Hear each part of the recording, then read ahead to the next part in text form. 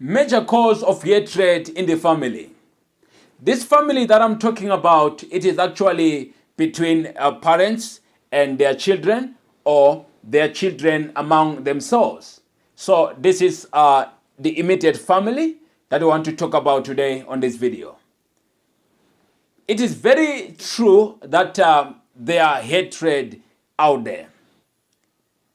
People no longer liking each other, even though they are still under the same roof. People fighting over small things. People quitting on this and that, causing the family not to stay in one accord, causing the family not to remain with one love, one mind as a family. They may be under one roof, but truth be told, someone is just thinking his own thing, her own thing. It's just but a disaster in families today. And if these things are not addressed, they can cause a permanent hatred in families. This is where you find out that when parents age, children can cease to support their parents. Or children saying, I once heard someone say, in the family we are 10, but why is it's me who is supposed to support my parents? What about the 9? Let me tell you something, brothers and sisters. It's none of your business who is not supporting your parents, who has supported legal. Just do your part. God will see you through with your good works. If you have that mentality to say, we are 10, but why should I be the one supporting my parents now and then? You are cultivating your root. Just continue doing good. Don't allow that negative thought towards your parents. Remember, these are your parents. Just mind your business and continue doing good. Don't interfere with them harshly. Why are you not supporting my parents? Why are you not supporting our parents? Yeah, it is I who does this. Every other time is I who bought this and please. Just do your part for the glory of God. So these things happen. They started legal, but now that it was not resolved, it caused a lot of bad habits in the family. It caused a lot of hates. It caused a lot of stories in the family. So these things need to be addressed. But today I just want to attack it from the root, which is our subject today: major cause of hatred in families. This cause which I want to talk about, it is none other than favoritism. Favoritism is a poison. If you didn't know, more especially among your children. We are all born differently. We are all gifted differently. We are all raised the same way, but we are different. We may be raised the same way, but it doesn't change that we are different from within. One may be intelligent, one dull. One may be smart, the other not. One may be active, the other not. We were having some conversations around this somewhere, and someone raised their hand to say, but what should I do? Because the other one, when I sent him somewhere, he quickly jumps and goes. The other one, when I send him somewhere, he just say, I will do that, to the extent of not even doing it. So what should I do as a parent? So these questions rose.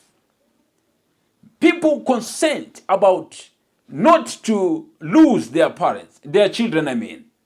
What should we do, Shalom man? What should we do in order to make our children be one? Because as a parent, you are the leader. As parents, you are the leader for your children. They are looking up towards you. They learn from you. Make sure you treat them fairly. But because of the differences in our children, many times someone said, we are tempted to show whom we love. We are tempted to exercise favoritism among our children. Why? Because another is so good. It is, I mean, they are doing well in an exciting way. I mean, we are proud of them, but the other one is so boring. It's so boring. See, I understand that these things happen maybe also in your families, but understand that people were born differently. People are gifted differently. People does things differently. Try at your level best as a parent to mold them in the way of the Lord. If one is bright at school while the other is dull, the one who is dull, make sure you mold him or her in the way of the Lord. Not to say, why are you dull? Can't you see your brother is intelligent? No. Those things demotivate your children. So with that, they will feel like you are exercising favoritism in the family.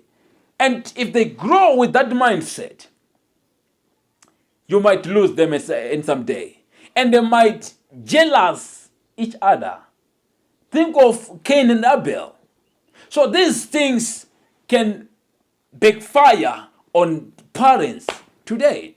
So there are things that your children are not doing to you, parents, because maybe it's around favoritism that you showed them back then. You need to understand how you raise your children now. Bible says in the book of Proverbs 22, verse number 6. Train up a child in the way that he should grow, so that when he is grown, he will not depart from it. How are you training your children? How are you molding your children in the way of the Lord? How are you teaching your children to love each other, to unite, and to actually balance each other? They are taught in their humble beginning. They are taught in their teenage stage. They are taught these things while they are young, so that when they grow, they will never depart from what you have taught them. Our mother taught this. Therefore, we mustn't abandon the teaching that came on us when we were young. So these things are real. So I'm excited. I'm bringing this communication, this conversation, to make you understand in the way to avoid hatred in your family. At all costs, never show whom you love the most. Let me shock you on this one. I don't know if you have realized it or yet to realize it, or it will be until I, the Shalom Man, reveal to you. Did you know that in every family under the sun, parents, no matter how many children they have, there is one favorite child of theirs? Your family, you can be 3 children, but let me tell you, brother, my sister, among those 3, your parents have one whom they love the most. Could be you, could be your sister, could be your brother, but there is one. But many a times until growth, some haven't realized it, but this is the fact that I'm telling you. Congratulations to the parents that afforded to hide it to their children, whom they love the most. I applaud you. Salutations to you. You are people that we need in this time of the living. It's to best raise your children well in the way of the Lord. To best raise your children well, for this is good a thing. Yes, we cannot hide this, so it's real, that which we are coming to share with you. So ensure to avoid favoritism among your children. Love them both. Show them some support. If they are in need of this, give them all of them. If you don't have enough, master this in your mind today. Nothing small has no half.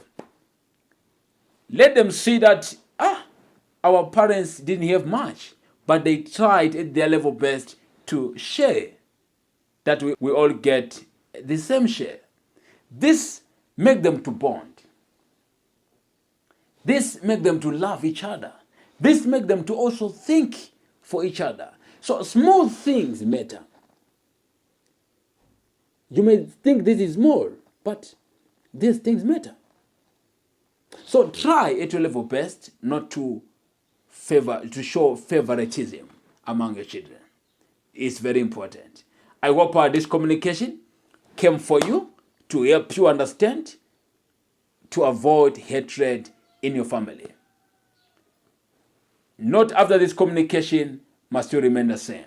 Allow these communications to change you, to transform you. Don't hesitate to share to other folks, to encourage a brother and a sister in the way to go, even as we strengthen our communities for the glory of God. Let me sign off for now. It's ID Shalom Man. Let me see you on the next one. Bye for now. Love you.